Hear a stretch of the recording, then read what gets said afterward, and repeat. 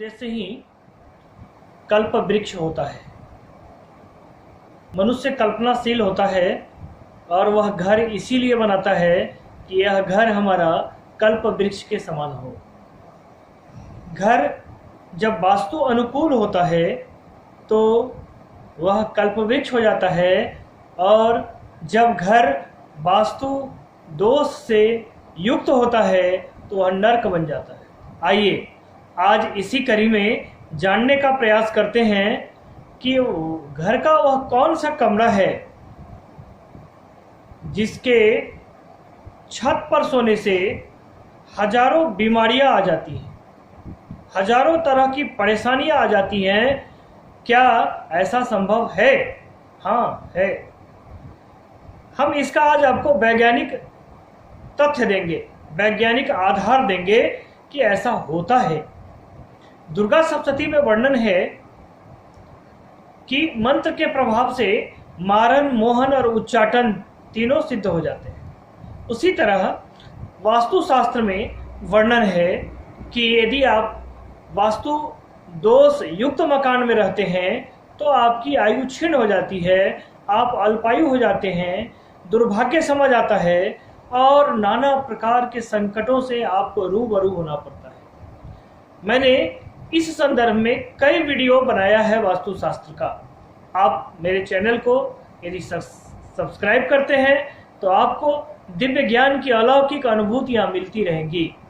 आपसे आग्रह है कि आप चाहते हैं कि वास्तुशास्त्र का विद्वान बने, सुख संपत्ति से, आपसी भाईचारे से और सांसारिक सुखों से संपूर्ण हो आपका जीवन, तो आपसे आग्रह है मेरे चैनल को सब्सक्राइब करें।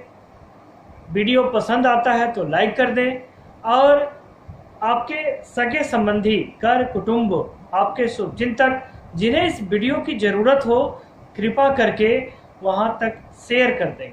आइए मुद्दे की बात शुरू करते हैं।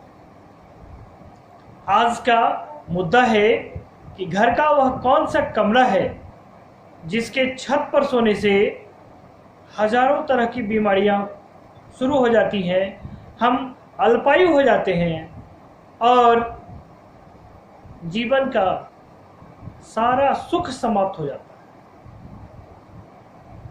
है। जिस कमरे में रसोई घर हो उसके छत पर कभी भी सोना नहीं चाहिए। यदि उसके छत के ऊपर कोई कमरा है तो नहीं सोना चाहिए। प्रयास करना चाहिए कि तो वहां हम अपना बेडरूम नहीं बनाए।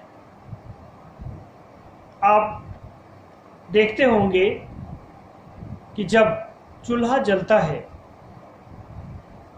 जब खाना पकते रहता है, उसके ऊपर का छत जब आप केयर करेंगे तो आपको पता चलेगा कि ऊपर के छत में कालिमा पकड़ लेती है।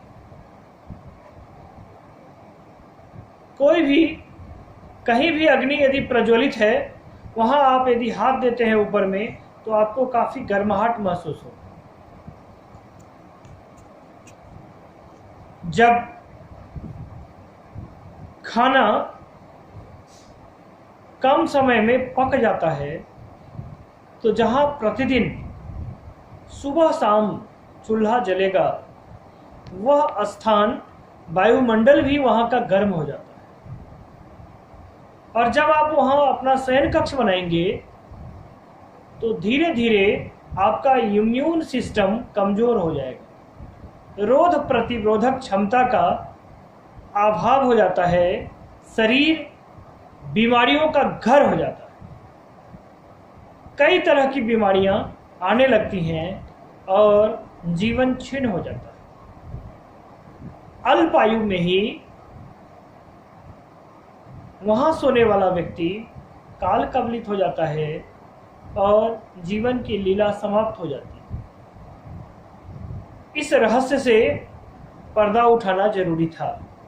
वास्तुशास्त्र वाकई में कल्प वृक्ष है, लेकिन वास्तुशास्त्र के नियमों के तहत कक्ष का निर्माण हो और वहाँ जा कर के आप कल्पनाशील होंगे, आपके अंदर में यदि पॉजिटिव कल्पनाएं होंगी तो वह भी फलीभूत होती हैं, और यदि निगेटिव कल्पनाएं होंगी तो वो भी फलीभूत होती हैं। इसलिए हमेशा पॉजिटिव रहिए, हमेशा वास्तु के नियमों के तहत घर का निर्माण कीजिए। फिर अगले एपिसोड में फिर नई बात को लेकर के आपके सामने उपस्थित होने का प्रयास करेंगे। आज के वीडियो में इतना ही। जय जानकी जी।